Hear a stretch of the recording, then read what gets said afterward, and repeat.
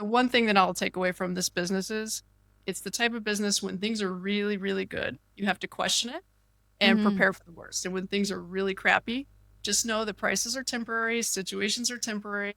It's going to get better. It's just a matter of surviving. So the goal is to survive when things are awful and store and hoard when things are great.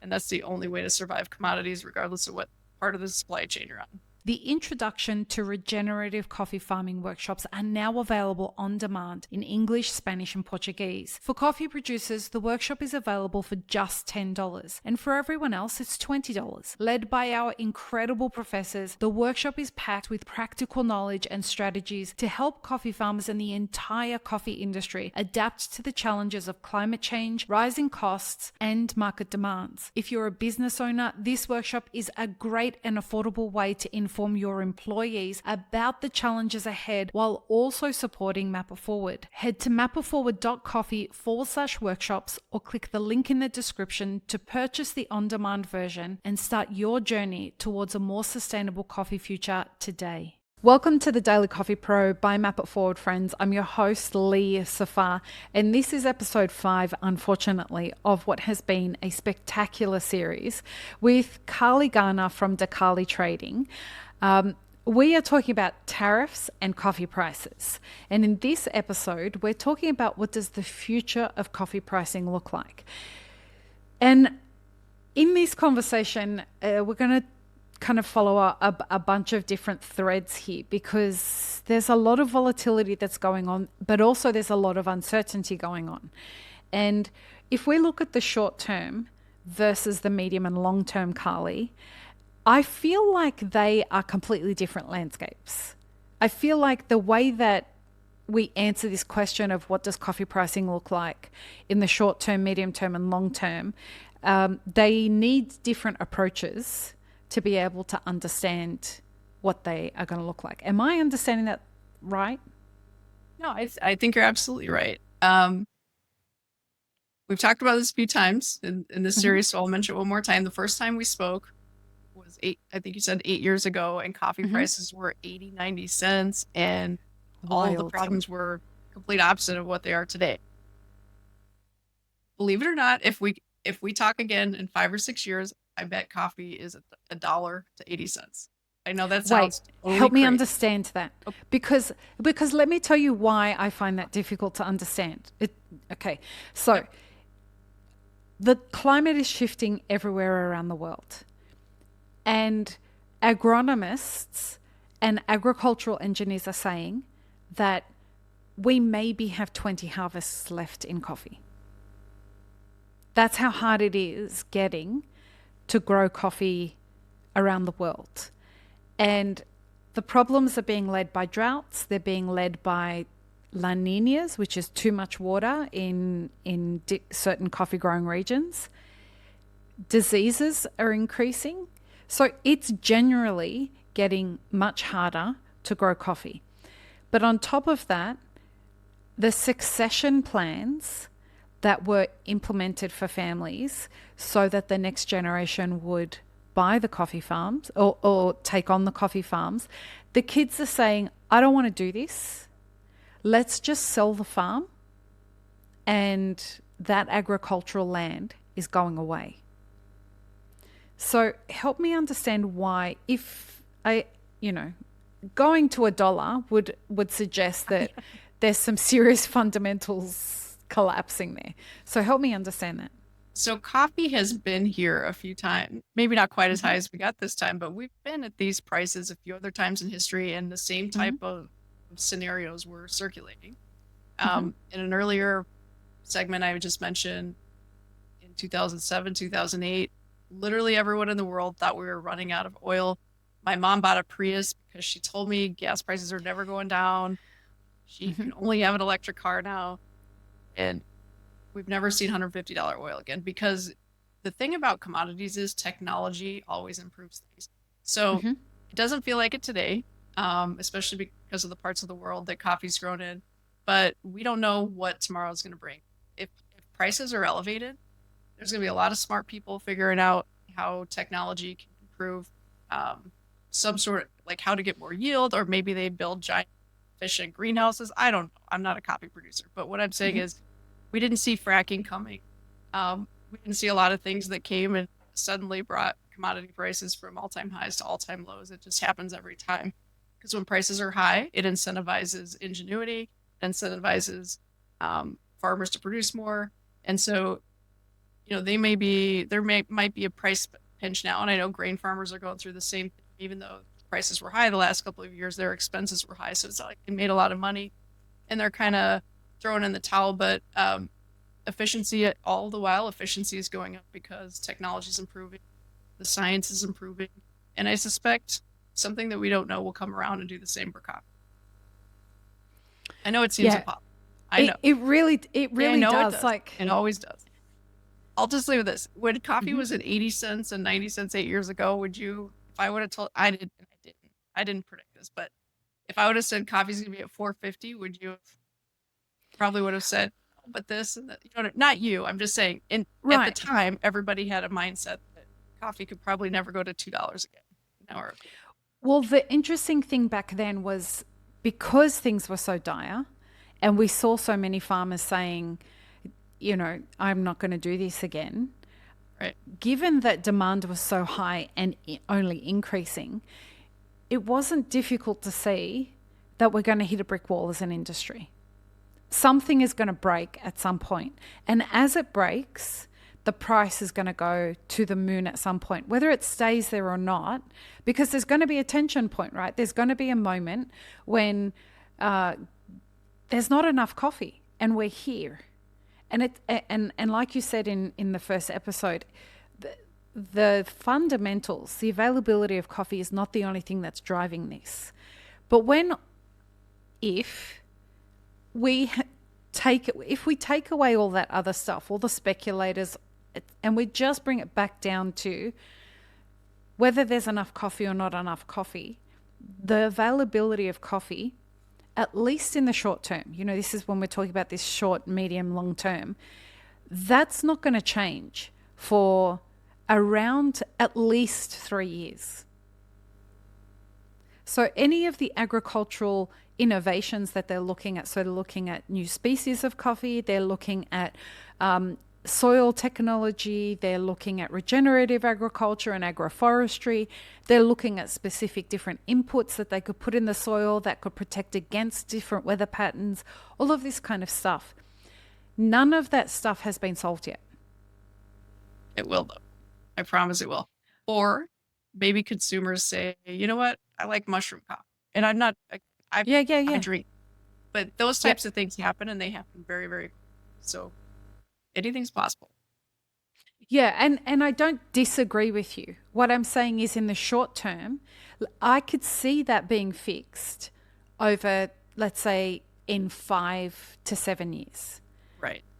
Right?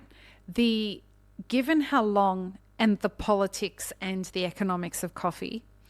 So we have this non-profit or this NGO in coffee that is working on figuring out what are the different varieties of coffee and the different species of coffee that will be resistant or adaptive in different, insert your climate catastrophe here, right? Too much water, not enough water, blah, blah, blah, blah, blah, right? And one of the big problems that they've got is they can find species that will adapt to that. They cannot find species that will replicate to the second generation. And so testing all of that takes years. But for the ones that they have found, they are owned by the big corporations. Which goes to our conversation in the last episode about consolidation. What you're going to see is it's the Monsanto story all over again with the soy, right? Right. I'm clearly not painting a rosy future for what's happening with coffee, but this is where we're at right now. We are at the storm. This is what we were talking about over the last 8 years about guys, we're headed for a brick wall. We are now here.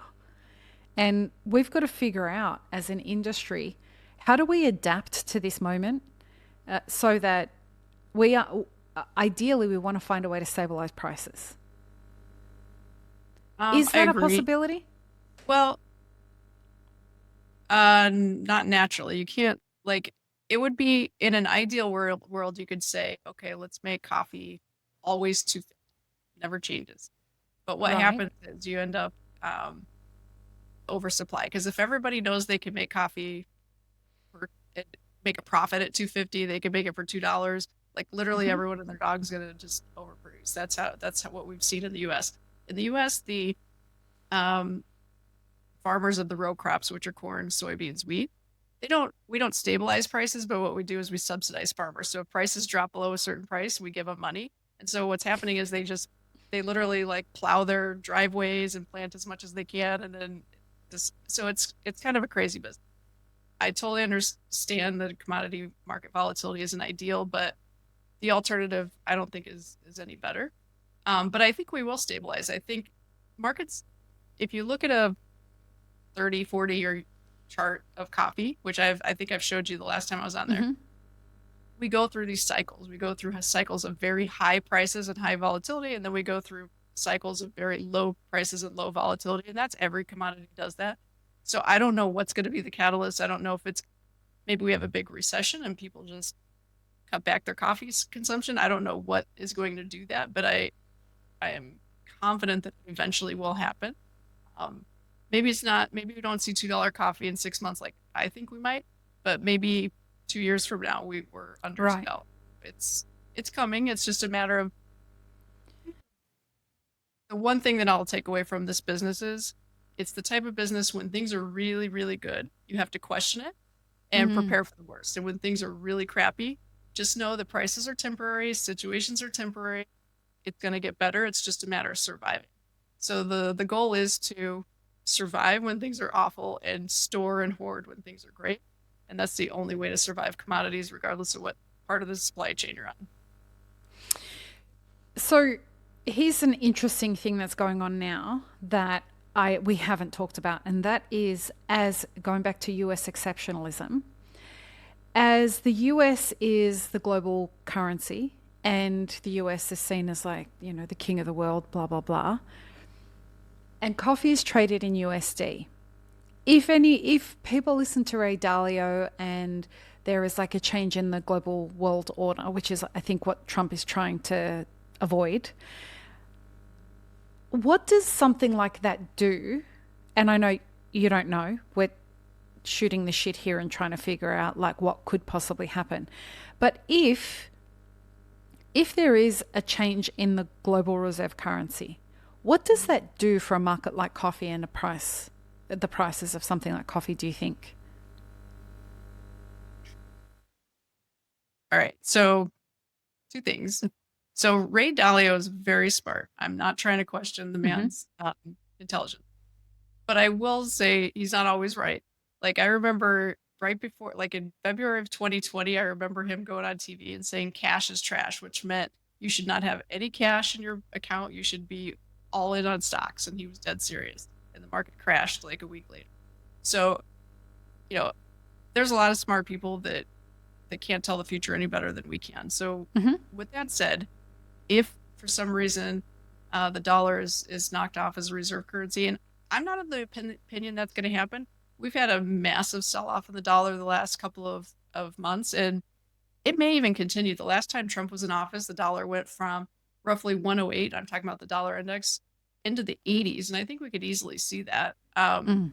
But that's pretty normal for currencies. I mean, the euro was poking under par almost 6 months ago. Recently, yeah. Yeah, I mean, you know, is the US dollar the perfect? No, it has volatility and it shifts things around and all those sorts of things. But I'm not sure that we have a better alternative, to be honest, one that is as liquid. And anyway, if that did happen, I mean, who knows?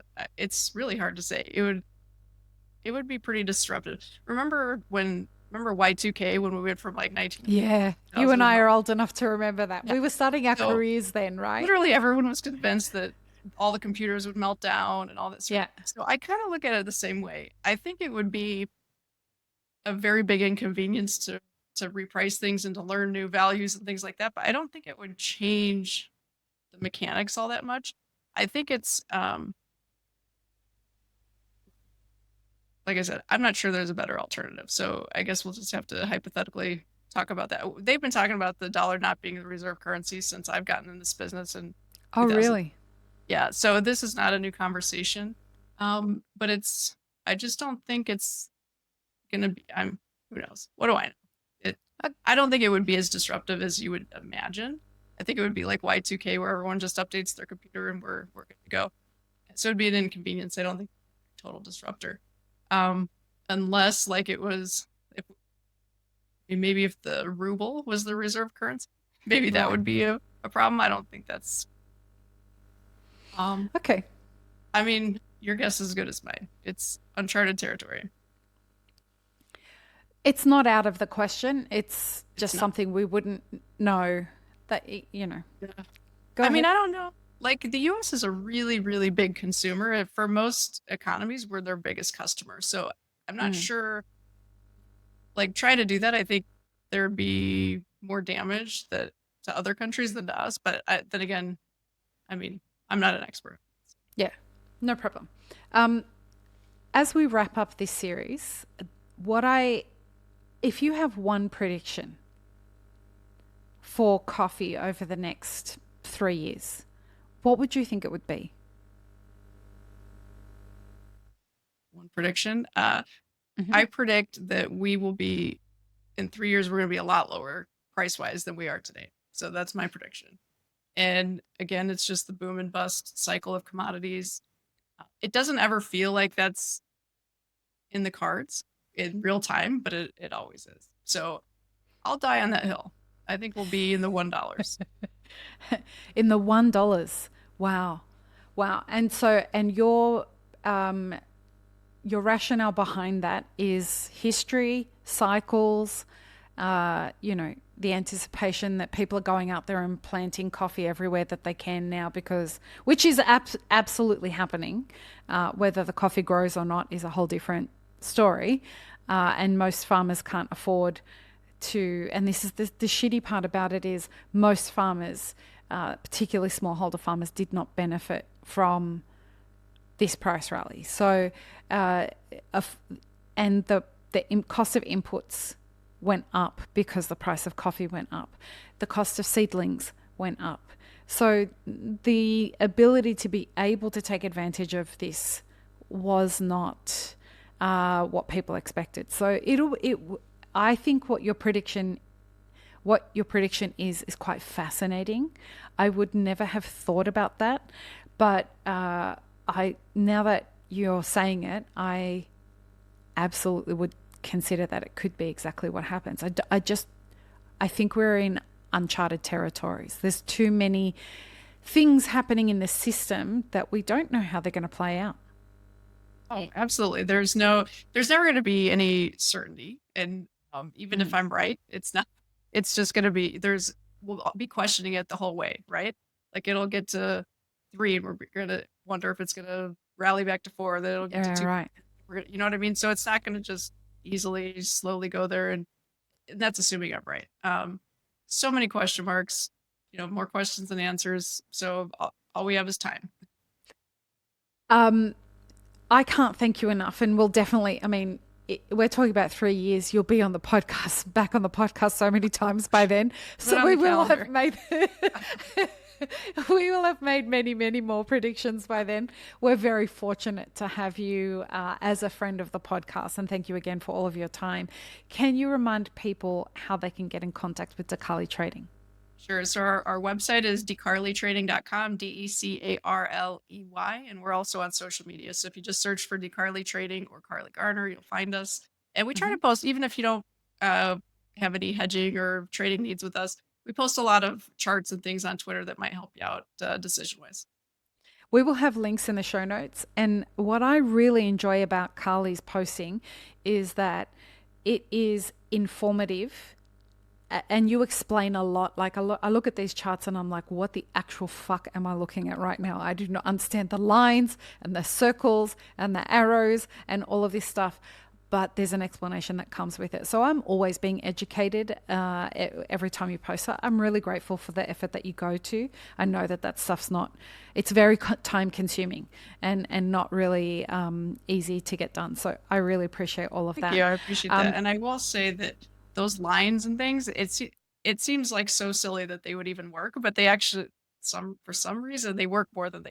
So go Well, figure. and that's the interesting part of your posting. Like you're showing us why Right. this is happening, right? Like it Yeah. takes a second to understand it, but Yeah. you're going to the effort of showing us why these lines and whatnot are working. So yeah, it's really great. Will you do us the honor of signing off this series for us?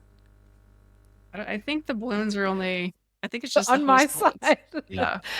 But will you peace, love, Oh, and peanut butter us peace, love, and outside? peanut butter. Have an amazing rest of your day, everyone. Bye. I really hope you enjoyed this episode, friends. Please don't forget to show us some love by subscribing, liking, commenting, and most of all, sharing this podcast with your friends. Check the show notes for links, including our sponsors and our Patreon. And stay tuned for more great conversations on the Daily Coffee Pro by Mapper Forward.